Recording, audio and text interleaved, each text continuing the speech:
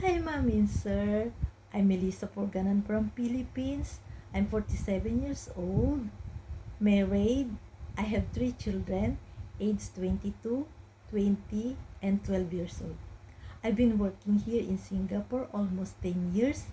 My first employer is a Chinese family of 4, 2 sons, and 3 dogs.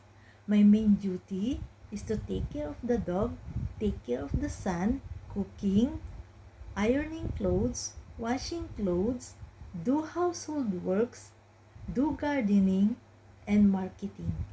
My second employer is a Canadian, Malaysian Singaporean, have 2 daughters and 2 dogs.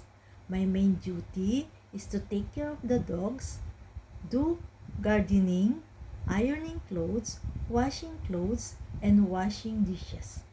My third employer is Indian and Chinese, have 1 daughter.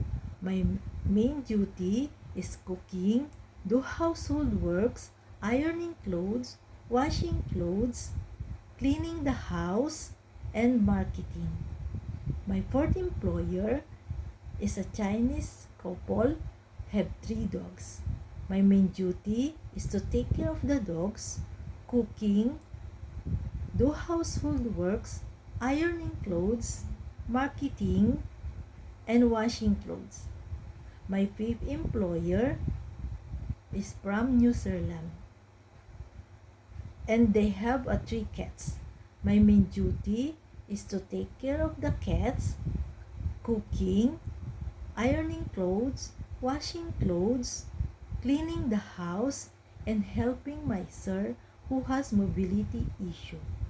I can also cook Asian, Chinese, Filipino, and Western food.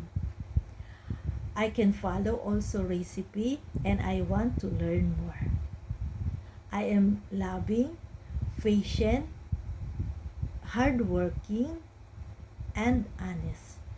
I hope, Mom, if you choose me, I'll do all my best to take all my responsibility. Looking forward, Mom. Thank you so much.